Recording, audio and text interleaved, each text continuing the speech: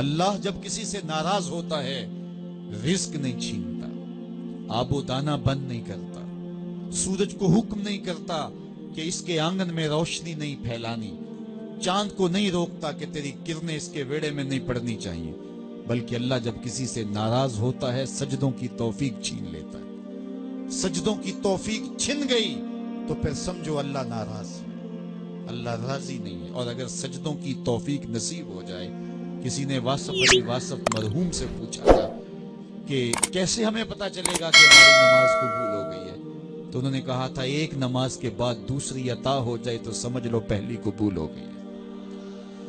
تو نمازوں کا نصیب ہونا یہ اللہ کی رضا اور اللہ کی خوشنودی کی دلیل ہے، اور سجدوں کی توفیق کا چھن جانا یہ اللہ کی ناراضگی کی دلیل ہے۔ میں اور آپ دیکھیں کہ ہم کہاں کھڑے۔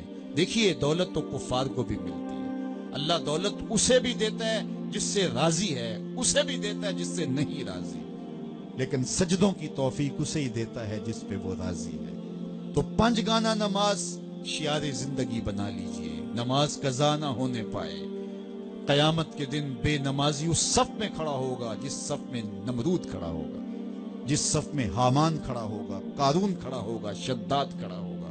مجھے بتائیے ہم میں سے کوئی یہ گوارہ کرتا ہے ہم اس صف میں کھڑے کر دیے جائیں جہاں دشمنان خدا کھڑے ہوں؟ آج کوئی نماز پڑھے یا نہ پڑھے، حشر کے دن حکم ہوگا کہ اللہ کے حضور سجدہ کرو۔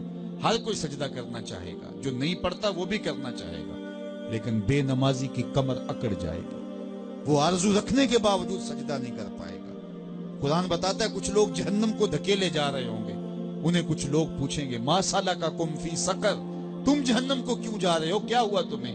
تو وہ جواب میں کیا کہیں گے؟ لم نکو من المصلین، ہم نماز نہیں پڑھا کرتے تھے۔ سب سے پہلا حساب قیامت کے دن جو بندے سے لیا جائے گا وہ نماز کا لیا جائے گا۔ پہلا سوال بندے سے یہ ہوگا۔ یار چڑیاں بھی رب کی تسبیح بولیں اور اشرف المخلوقات سویا رہے، جب صبح کا وقت ہوتا ہے حشرات الارض بھی بلوں سے نکل کے رب کی تقدیس کے ترانے پڑھ رہے ہوتے ہیں۔ درختوں کی شاخوں پہ چڑیاں پرندے وہ بھی اللہ کی تقدیس کے ترانے پڑھ رہے ہوتے ہیں، حشرات الارض بھی اس کی تقدیس کے گیت گا رہے ہوتے ہیں، اور اشرف المخلوقات خراٹے لے رہا ہو۔ اس سے بڑی بد نصیبی کیا ہو سکتی ہے؟ آئیے 5 گانا نماز شعار زندگی بنا لے۔ اس مجلس میں اگر کوئی بے نمازی ہے تو آج عزم مصمم کر کے یہاں سے لوٹے کہ آج کے بعد نماز نہیں چھوڑوں گا۔ اور اگر آپ 5 گانا نماز کی عادت رکھتے ہیں تو آپ کو مبارک ہو، لیکن یہ عزم کر کے جائیے اپنے گھروں میں، اپنے اعزاء و اقرباء اور اپنے دوستوں میں اس زور سے تلقین اور تاکید کریں گے نماز کی کہ وہ پکے نمازی بن جائیں گے۔ بندہ بندگی سے سجتا ہے، زندگی آمد برائے بندگی، زندگی بے بندگی شرمندگی۔ اگر زندگی میں بندگی نہیں تو زندگی کے پلے ہے کیا؟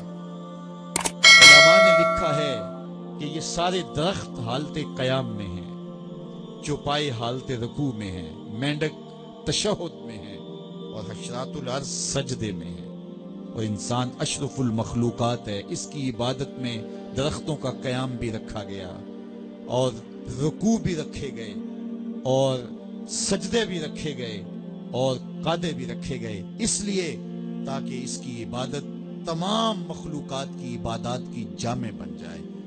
لیکن یہ اس کے باوجود اللہ کے حضور سجدہ ریز ہونا پسند نہ کرے تو بتائیے کیسے رحمتیں اس کے اوپر اتریں گی؟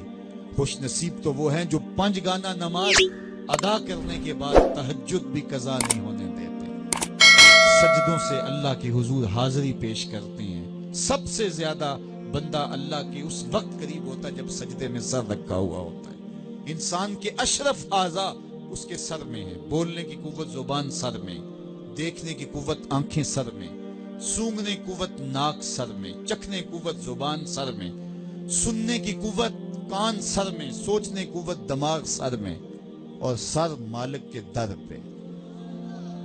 ناک بھی رگڑ رہا ہے، پیشانی بھی رگڑ رہا ہے، اور زبان سے کیا کہہ رہا ہے؟ سبحان ربی الاعلی، مالک مجھ سے نیچے کوئی نہیں، تیرے سے بالا کوئی نہیں۔ انسان کو بندگی کا ذوق جب نصیب ہو جاتا ہے، جب اس کے حضور بندہ جھکنے لگ جاتا ہے تو پھر وہ کسی کے آگے نہیں جھکتا۔ وہ ایک سجدہ جسے تو گراں سے دیتا ہے، 1000 سجدے سے آدمی کو دیتا ہے نجات۔